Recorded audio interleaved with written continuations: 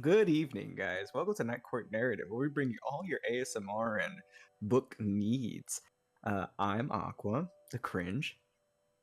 I'm Elvish, but I'm not doing no ASMR. Don't worry, I got you. What am I supposed to do? I just took my nails off. I can't do the hold on. I can't do my nail clicky thingy. No clicky thing. Here, you want me to do that too? I don't know if my mic is good for that. Let's try it. Let's try it. I was curious. Oh, I don't know if that worked, but it there did. you go. It did. Oh, awesome. Oh, it did. Great. This could open a new avenues. I do have ASMR. Yeah. I do. A Night Court ASMR narrative? What? Ew. I know it's gross. Well, But this is great. I actually just told Aqua as well that I do have a slight disclaimer today. Ooh. I have had food poisoning. Huh? I was like, huh? Huh? I have had food poisoning for the last 2 days. I feel like straight ass cheeks, so my energy is going to be less than. And then, explicit, as you guys most know, is like Mr. Elvish. He is currently sick, so you're going to hear a lot of sneezes and coughs in the background. And That's fine. It is fine. That's fine. I mean, technically, for both of us, we've actually been a little sick in the tummy. Oh yeah. Your problem is that you could have stopped going to the bathroom. My problem is that I've been needing to go to the bathroom. But bro, and it's so, I mean, like, such TMI, and it is so bad when it comes out of both sides, and you're just there curling up in a ball. Like, I want to die. Look, if anything, we're all about clarity here and transparency with Well, our I viewers need clarity. listeners. Yeah, you desperately need clarity. Fuck it, whatever. Oh, I feel like ass. But don't worry, guys. I'm hopped up on 300 milligrams of espresso Arabic coffee. So, and I'm lactose intolerant, so you might hear some more stuff than that, but who knows? And it's 9 o'clock at night. Hey, I also like to live dangerously. Oh my god. Well, we're both trying to keep it together, guys. We're struggling here. We're still recovering. All right, well, I'd say recovering caffeine addict, but I'm not trying to recover whatsoever. he's not recovering. Let's just be real. He's that type of addict that says, "Oh, I'm 5 days sober." He is not even a second sober. Don't let him fool you. No, I don't know. He will sit there and lie to your face, but don't let him do that. I mean, I wouldn't even lie to your face. I'll be straight up. I was like, nah, it's a straight addiction. But you know what else I'm addicted to? Cheesy romance novel. And I mean in a good way. Today, we're talking about the second installation of the Maple Hills series by Hannah Grace called Wildfire. AKA our boss mommy. Yes. Love it. Love it so much. I know we said it in the first one. I'm sorry. I have to insert something. I know we said it in the first one, but Hannah Grace consensually deserves a kiss. Thank you. Yes. Very much so. Very, very much so. I will say this though, and I know this might be kind of early, kind of like giving a quote unquote, I guess, like score in a way, but I will say I did enjoy Icebreaker a bit more than I did Wildfire. But on Wildfire, I really enjoyed the themes that Wildfire had. Most because that homeboy can relate. Right, and I mean, I agree to that completely. I actually did enjoy Icebreaker a little bit more than I did Wildfire as well. However, so I guess, spoiler for everyone, Aqua and I actually ended up reading Wildfire a year ago. Like, quite literally 12, 13 months ago. And even though it's still fresh in our minds, we decided not to even read Daydream. Sorry, excuse me. We didn't read Daydream at all because we wanted to wait until we did this episode to have Daydream completely fresh in our minds. So, even though I did prefer Icebreaker over Wildfire, going back and rereading Wildfire, I will honestly say it did change my rating from the first rating. And oh my god, I have acid reflux like a motherfucker. We might get that ASMR burpage over here. You might. I feel like I'm dying. I feel like reading Wildfire for the first time, you missed quite a bit, or like I know me personally, I missed quite a bit. So my rating actually changed slightly. But Oh, really? Yeah, I remember you messaging me on Discord about it, either on Discord or on VC, to where you mentioned that you reread it and that you found some things the second go around that you kind of missed on the first go around, I believe. I did. Yeah, which is kind of good. You know, I found it to where like sometimes when we read the books, and as you all know, we do it's either we read it or we listen to it. Mostly I listen to it, and we do listen to it at higher speeds because, well, one, we work a lot, and two, we just good like that. For those who can't, skill issue, but that's besides the point. However, there are times where maybe we might skip something, mostly because of whatever we're doing, and sometimes going back to it makes us realize that sometimes that even if we took our time, we still miss things. So if you do find a book that you like, and at first you're like, I don't know, pal, it's kind of meh, never be afraid to give it a reread. There's this little PSA. You just told everyone they had a skill issue, and now you're saying, give it a second chance. Hey, look, I'm dyslexic, okay? I already have a debuff, alright? If I can bypass it, so can they. If they have a skill issue, they can fix the skill issue. I'm just saying. Oh my goodness. But anyways, going back to the book. But yeah, I will say, with comparing Icebreaker to Wildfire, I do enjoy Icebreaker more, but Wildfire is definitely a really, really good book.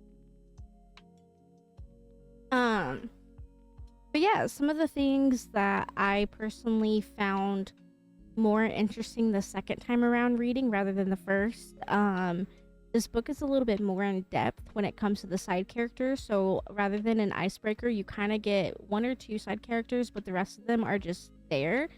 Wildfire is more so along the lines of every character, no matter side character, non-important character, anything, they all have depth to them. They all have personality. They have their own like traits to them, which was really nice.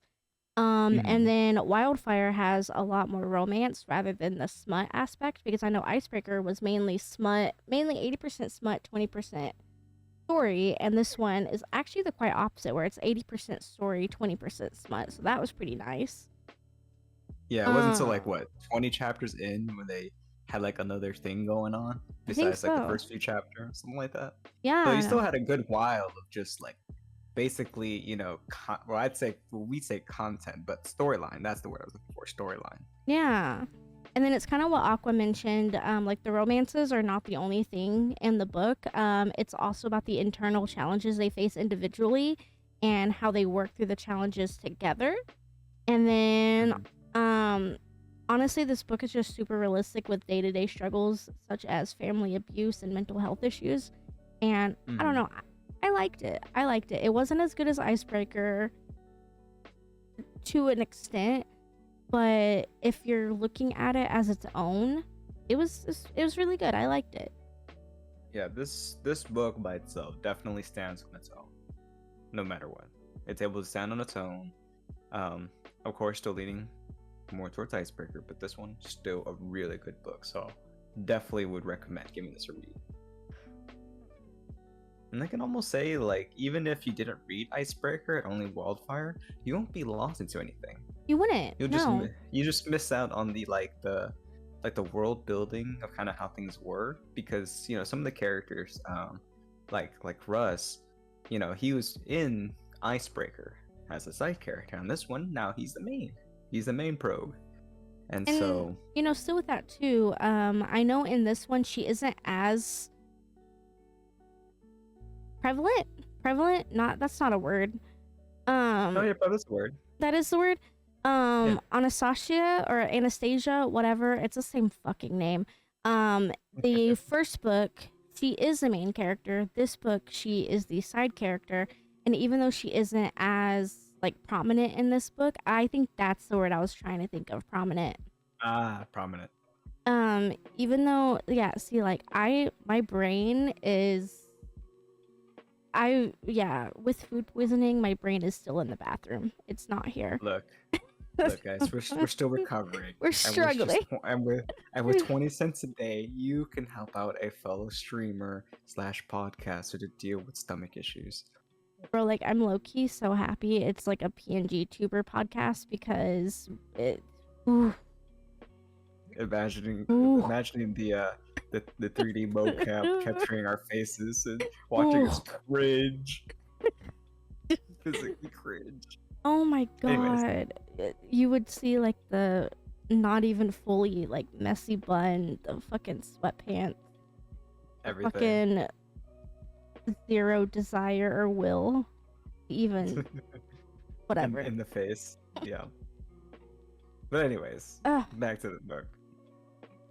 Yeah. But some of the stuff that they talk about, I mean, I guess there is a bit of a disclaimer, so to speak, for the book, because we does talk about, you know, like family abuse, things like that, gambling addiction to alcoholism, and basically like probably just overall parental abandonment for the most part. Also, I guess in a way like mental / emotional abuse too as well. Yeah. Because there was a lot of like familial stuff, you know, with Russ. I believe it's mostly with his father that had a horrible gambling and alcohol addiction. I'm like trying to burp. We're fucking struggling. I know, but so if I make pauses, just know it's me just trying to burp. But with Russ, eventually I believe he finally overcomes it. If I remember correctly, he overcomes it after his father had like an accident. And he does, and he's such a good boy because he stood up to his father in front of everyone in the hospital and basically told his father to go fuck himself. Basically, yeah. And didn't he have like a brother who liked to guilt trip him like all the time? So I know the father did. Yeah. And so there's like, I think it's like Nathan or Ethan, something like that. Something like that. And then this is the one part I don't remember. This is the one part I don't remember, but I think he ended up calling and guilt tripping Russ, being like, "Hey, you need to get to the hospital. Everyone's here." Once he got there, we find out that his brother isn't even in the state because he's like with his band or some shit, probably some shit ass indie band. And so it was just a ploy of getting him to do it, basically. Correct. Basically just getting him to show up because his dad was guilt tripping his brother to guilt trip him into getting him there so that his father could basically apologize for being scum of the earth. But then at that point, Russ is already like, "Bro, I'm not having any of this shit. Like, you ruined my life. You continue to ruin my life. I'm done. Fuck you." Jerk off motion, drops mic, walks out. Yeah, basically he was just done with it. Because I think even like in the bed, like when like in the hospital bed, and to be honest, when Ethan was, I think it was Ethan. I want to say it's Ethan. Well, his name is now brother. Ethan. His name is now Ethan. Or probably, who knows? Watch me be correct for once. That'd be great. But let me grab it then. I'm listening. I could have. I didn't even realize that it was a phone call, and I thought like I don't know why I didn't think in my brain that it was a phone call, and I thought that he had just left to go to his indie band. That's how when I first read it, that's how I thought it. But then when I was looking through stuff again, then I realized, oh, it was a phone call. And then you just confirmed it with a phone call because that actually seems correct. Right. Because it'd be just weird. Like he was there and then just didn't bother to show up would make no sense.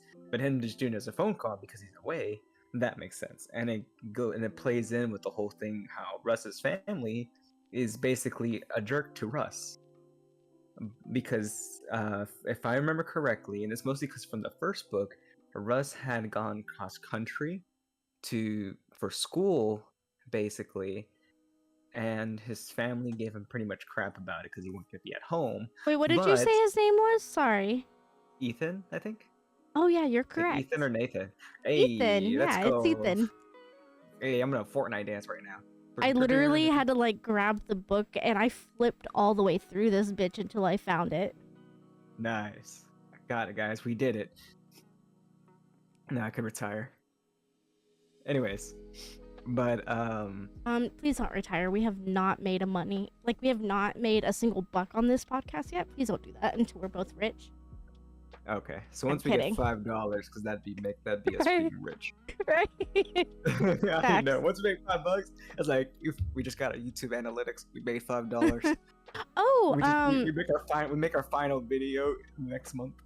did you know we're actually about to hit our 1-year anniversary? What? So soon? Oh. Damn. I Anyway. didn't realize it's been a year already. But anyways. Sorry. But where was Oh. I? Ethan being Um, Ethan being a jerk, basically. And I think the mom was just kind of like trying to be oblivious and ignore it all. I believe, if I remember correctly. I believe so, because Which I I- believe she didn't want any part of the family issues, because she was just like, you know what, your father's not a bad guy, but knowing full well that he actually was. Yeah, I think it was more of like, from what I understood, is that she was more of like, it was the memory of like her husband in the beginning being the great guy. And then just time, I finally burped.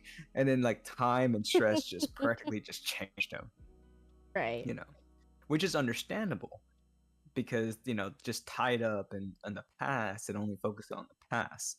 And in a way, it's the same with Russ, you know, just focusing on that and versus moving on, being stuck in the quote unquote past, I guess. That might be me kind of stretching, but it just kind of makes sense. And I think during the book, I think the mom finally needed to like realize, okay, this guy's tearing shit apart. We need to do something about it.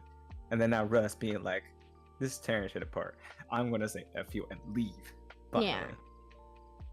Yeah, because I think Russ's dad was like, hey, give me money because I squandered it all on gambling and on horses. I think it was either horses or blackjack, one of the two, probably both.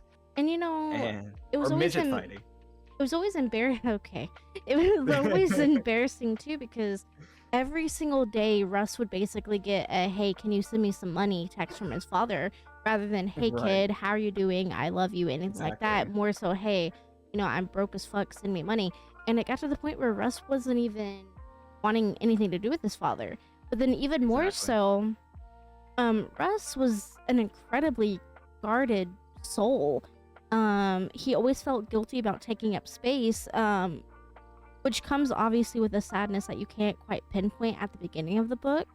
But throughout the time, like, of him knowing Aurora and getting to know her a little bit, she kind of brings that out of him and allows him to more freely express himself rather than just constantly hold himself within his bubble that his father created. Yeah. I think he created that for himself as kind of like a defense mechanism. His father was absolutely. like the catalyst for it, yeah. Oh, absolutely. Which I liked about the dynamic between Russ and Aurora. I liked a lot on the story too, because one, their issues contrasted with each other and kind of, in a way, was able to pull each other out. She was able to pull him out, and he was able to like help her deal with hers as well. I basically pull it Absolutely. also. And so, and to be honest, like I mentioned, like with Icebreaker was a really fun thrill ride. On this one, it was more of like a heavier sort of like, you know, I forgot what to call it. Like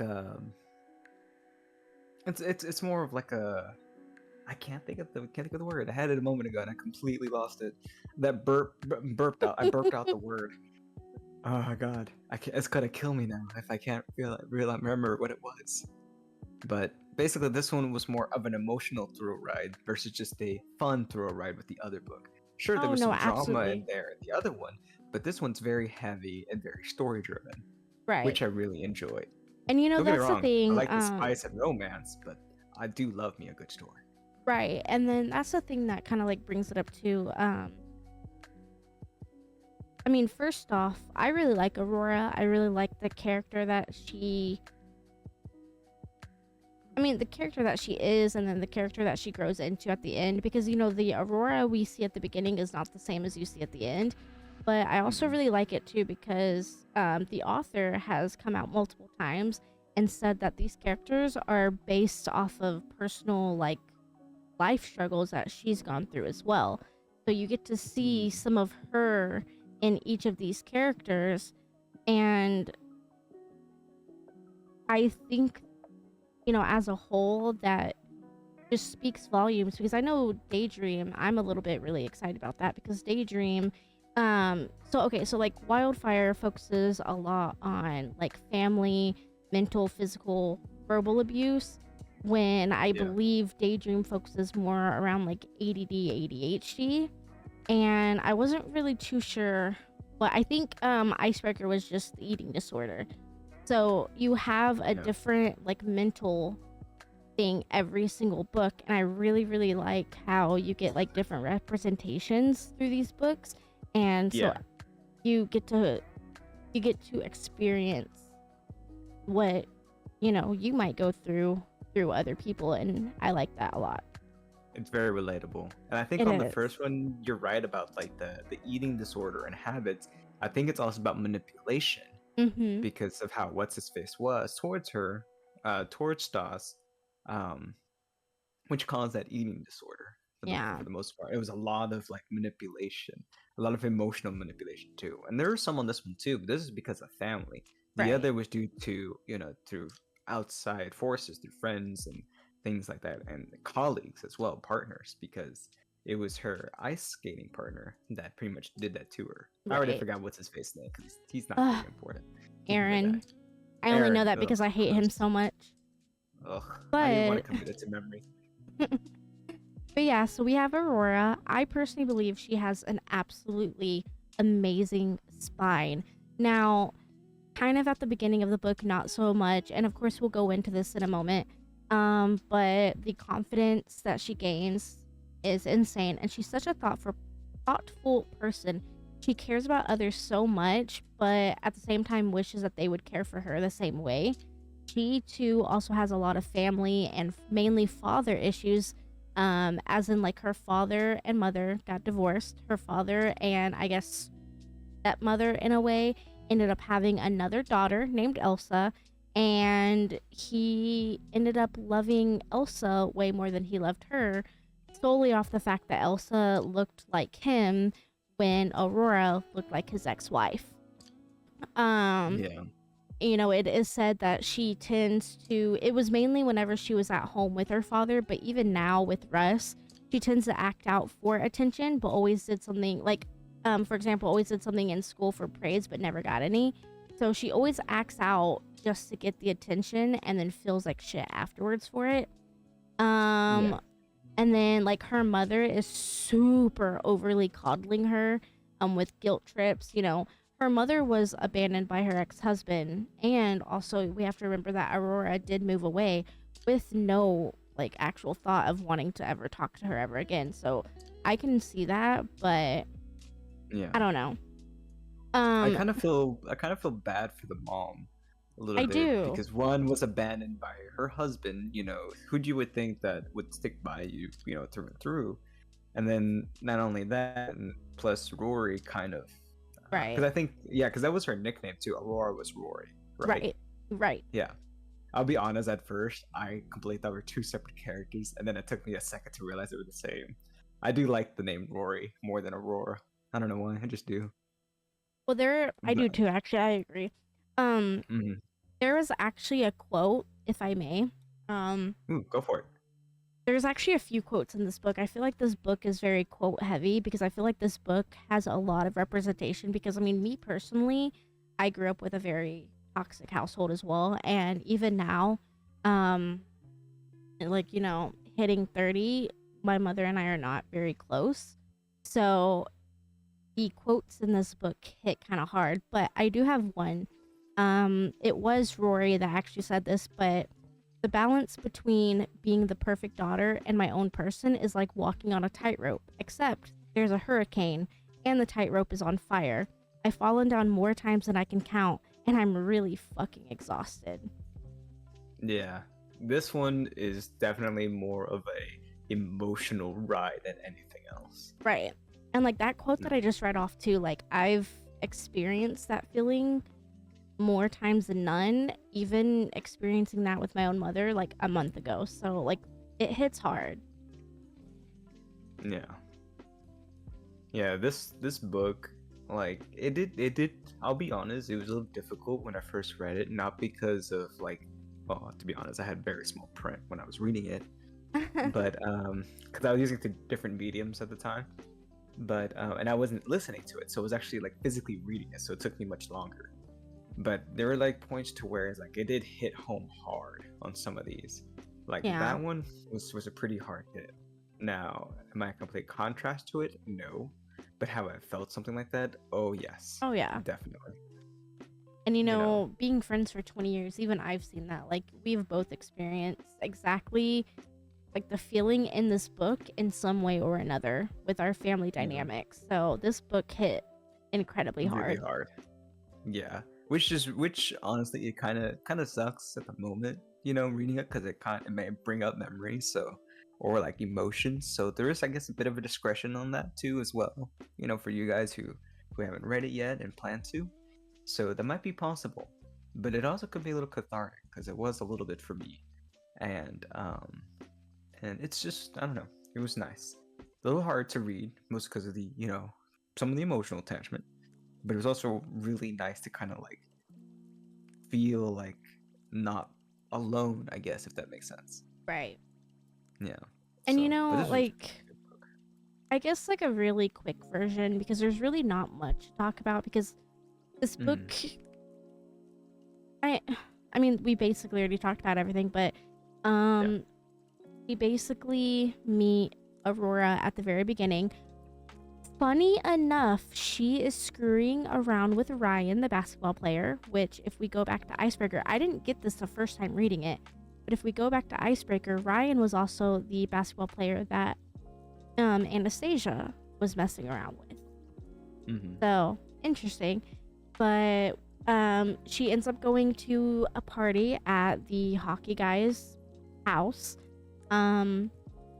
Russ ends up, I like saying this because, it was funny. I liked it. I laughed out loud, but like Russ ended up basically trying to call her a thief because he walked in on her trying to get a cup for alcohol. Oh, for a drink. Yeah. Yeah. And That was kind of cute. it was. I thought it was cute. It was cute.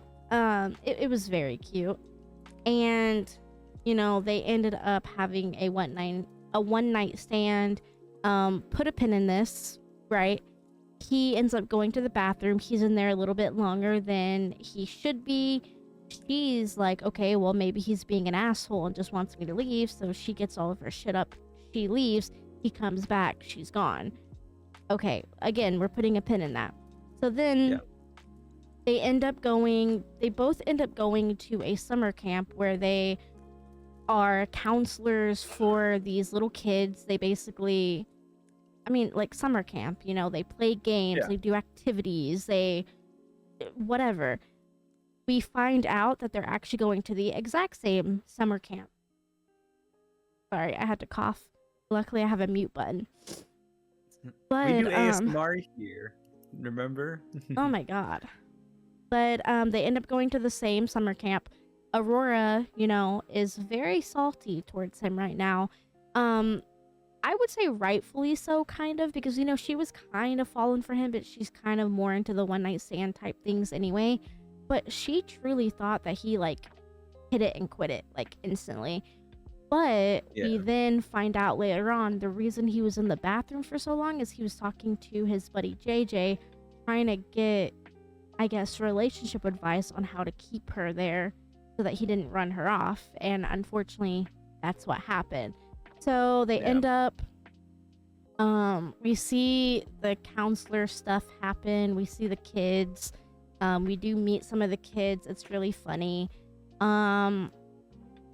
He meets her at her cabin, walks her to where she needs to go every day, walks her back, all the cutesy stuff. There's actually another quote too. This was the first time that he actually walked in her cabin because he's been very respectful. The thing about Russ, he's a very down to earth, very humble, very, very respectful, like I need consent type man, and we love that. But he ended up walking in. She was a little bit drunk. They had a campfire. they got a little bit drunk, so he ended up taking her home. And then she says, and I'm paraphrasing, of course, but she says, "Can you wait until I fall asleep, please? It won't take long. It's easier to wake up and you're gone than it is to watch you leave me." Oh, Rory. Aw, Rory. that was. I kind of forgot about that. They were so cute. It was They were so cute. together. Yeah. It was And cute, sad. but so right, exactly that part. Yeah. It was so sad, but then like it's kind of like, oh, that's cute, but then it's like, I know. That's what I hate. Okay. oh, I I'm say this kind of in the like most tearing loving up. way possible. I mean this in the most loving way possible, but I hated that book to moments like those because Oh my stuff like God. that has happened to me before. Yeah, Like for real. Like like the part where he's in the bathroom too long trying to get advice. I have done that and missed out on stuff because of overthinking and things like that. I was Yep. like, I hate this damn book. I was so pissed. But right. of course I mean that in a positive way because I'm like, ugh. You know what I mean? If that makes Right. sense. And there was But a yeah. part in the book too, which I agree. Like it's like we've said multiple times, this book, if you've ever been through anything like what we're mentioning, this book is a Mhm. very rough read, but it's very insightful, if that makes sense. Honestly, I But found it kind of rewarding in a way. Once yeah, going through it and because there's some catharsis to it. I found some catharsis to it, and to me, it felt kind of rewarding.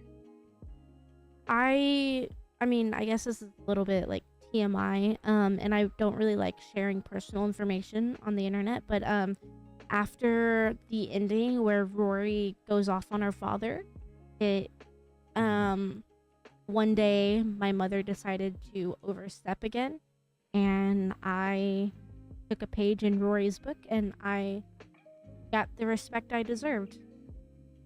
Nice. So books like this, they do help. Yeah, they can help. They can help give a bit of affirmation. They can give a little bit of just about anything, really. Right. Books can be just as powerful as a movie or quotes. You know. Right. Well, I guess almost done with the story. Moving on. This is kind of like what Aqua was talking about earlier when Russ was at the hospital with his father. He actually left without telling Rory whatsoever. And at this time, they're getting along pretty great. They're all lovey-dovey and everything. But then Russ just up and leaves out of nowhere, and Rory is pissed. But then, once they come back, they discuss it, and he finally sits her down. He tells her all about his family issues and about his quote-unquote baggage. And, she straight up told him that even she has baggage and she doesn't mind carrying his with him. And that just... Ugh. You know the meme where the guy pulls out his credit card and he's just slamming it on the desk? Mm-hmm. Yep, that was me too. Yeah. I need one of those in my life. That's what I need. Oh, absolutely. And then we do get... This isn't the first scene, but this is one of the first real scenes that we get, because the first spicy scene, I believe, is actually chapter 2, if I'm correct. But we finally get our first spicy scene. It's in the cabin. It's actually a really, really stormy night. Rory is absolutely fucking terrified of storms. So Russ decides he's gonna stay over. They end up getting a little bit freaky. And one of the quotes is, "Split her in half." Whatever, bud. And then Xander... Bro must have been packing. I guess. And then, if you remember, this is, mind you, this is kind of spicy, we're getting into it. And then we have Xander, he walks in, "Man, I gotta poop." Yeah, Okay. there was a lot of that, which was bro, what? Oh man, those parts kind of I laugh, but I was a little frustrated, but I laugh still. So I'm I'm mad, but not mad at the same time. It was because so funny. It was funny, yeah. And I was why? Just why? It was so funny. And they ended up they snuck around, went behind everyone's back. He ended up taking her on their first real date. They went into town. They ended up making stories about what their lives would be like if they were together. She ended up making up a story, and we're again putting a pin in this. They ended up making up a story that they were going to move to Honey Acres, where Rory would open her own bookstore. Russ finally opened up about how he was a part of the skating rink from Icebreaker being torn up and like destroyed. He finally confidently came out and said that he was a part of it. Oh, I completely forgot about that. Yeah, it was hard. Yeah. He told no one, and he confidently told her. Rory ended up going out of her way, and she planned an amazing birthday surprise for Russ, where all of his hockey bros came to visit, including Anastasia, Lola / Sabrina. They did end up eventually getting caught by Jenna, which was a camp counselor, but Jenna was like, you know what?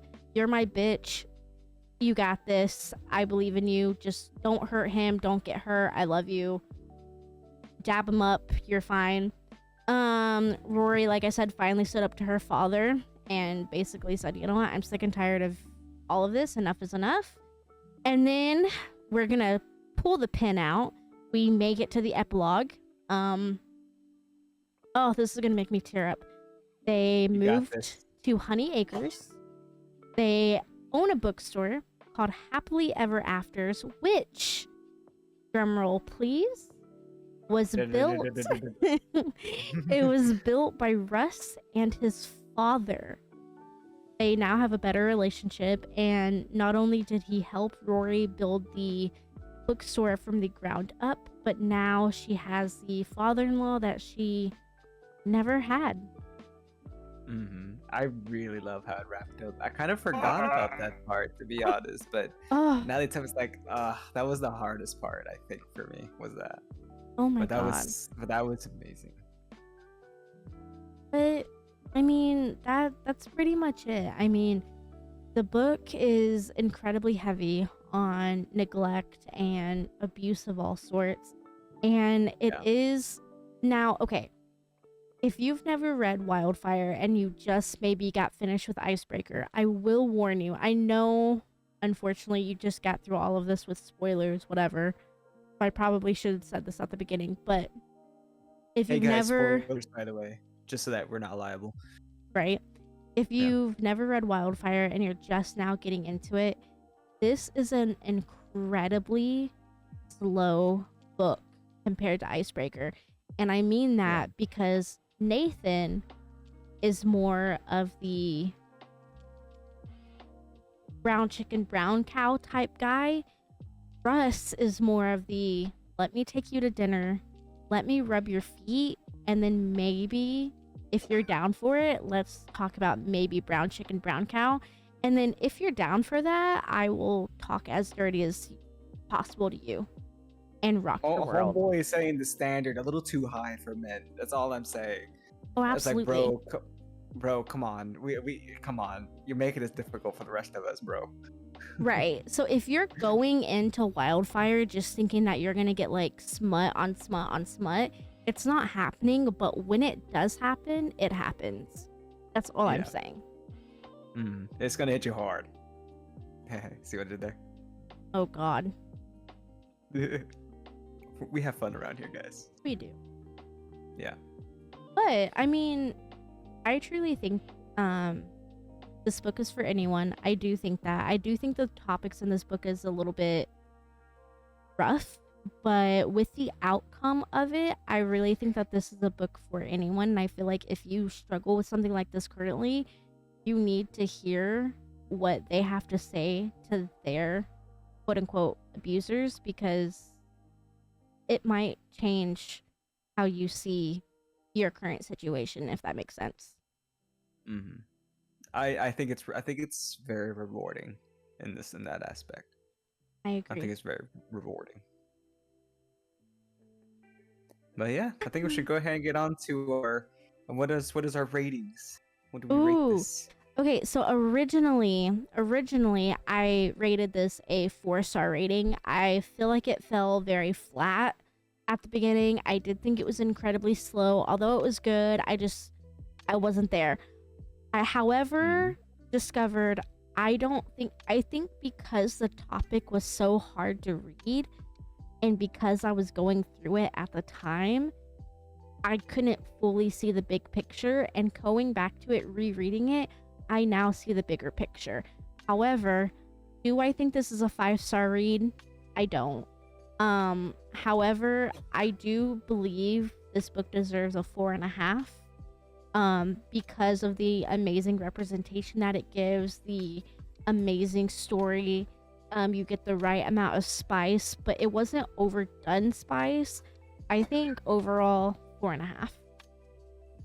4.5. I think for me, I'm probably around the same boat too. I'd probably go as far as like a 4.7, I only would go, because yeah. it was slow, and that's kind of what hurt me a little bit. But plus, the topics are pretty rough to get through. But I would have, even the first go around, I was at minimum like a 4.5. Yeah. And I think with everything and all that, definitely a 4.7. Honestly, I would go 5 if it just had if it wasn't, if it was a little bit like not as Right. slow. But to be honest, I think it would not have been the same if it was faster. I think the speed fits perfectly on how everything was set up, if that makes I sense. agree. I think the speed works perfectly for Russ and his personality.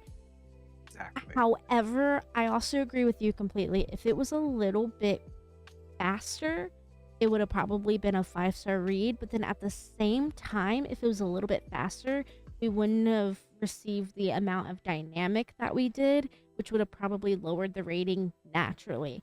So, you know, Exactly. Yes. ultimately, I'm gonna stick with my 4.5. I do agree with you that max I would do like maybe a 4.7, but Mm. I don't believe it's a 5. Icebreaker was a 5. Now we actually have Daydream to read, and I am very, very interested to see where that lies in the Same series. here. I'm so ready for it. I And I'm sticking with oh, my 4.7 for sure. it's my boy Henry. Yes, it's Henry. It's Henry this time. Oh, We all I'm love so Henry around here, guys. I'm so Another excited. guy in a story that sets the bar too high for you guys. Like, Oh, don't get me wrong, there are guys who are out there, It's just the books make it seem like they're everywhere, you know. oh my goodness. I am so excited. Yes. But yeah. But yeah, I'm very excited too. I can't wait. And as always, if you ever do see this, Hannah, we love you. You deserve a consensual kiss. Mwah. Very much And so. you know what? Le Chef's kiss. Literally, oh, just thank you. Also, if you guys did not know, currently, I understand that you guys are seeing this mid-January, I believe. Spoiler alert, I don't know if we should tell you this, but we are recording this mid-December. So you're seeing this a month later than what we recorded it. However, Yeah. I believe they still might have it, but if you go to your local Target and Barnes& and Noble, they have Icebreaker and Wildfire, but they have special edition sprayed edged holiday versions. Ooh, So, yes. so Hey, if who knows? you You might find it in the clearance bin if you're lucky. exactly, or they might actually have it in a double pack because typically a month or two later they always put it in a double pack. So I would go take a Ooh, look. If you so have not true. seen them, I would go look for them. Yep. Definitely go give it a check. But yeah, well, Huh? I think that's about it. that was successful. It was quite successful indeed. Well, What do you think about violence? How come none of you said hi to violence? I see how. like, what the fuck? Mhm. I need y'all to start doing a little bit better. Like, this whole not saying anything to violence is just, like, getting out of hand. Like, I don't understand Exactly. the amount of disrespect. Do Come better. on, guys. Come on, guys. Put a little love for violence in the comments. Ugh. Actually, maybe not, because we don't know about how YouTube can be quite a bit of a baby these days. So I'm Well, surprised we're still even up in the first place, given the stuff we talk about. well, just remember her name is Violet. So But I like to call her Violence because there's a reason for it. there is a reason, and we're gonna discuss it At some point. in one of our next videos. Okay, bye. Okay, bye. Oh, wait. Before we go. Hold on. ASMR. Oh, There we go. that was so gross. Yeah, we have fun around here. Okay, bye. Good night. That was so Briefly. gross. This is like for narrative.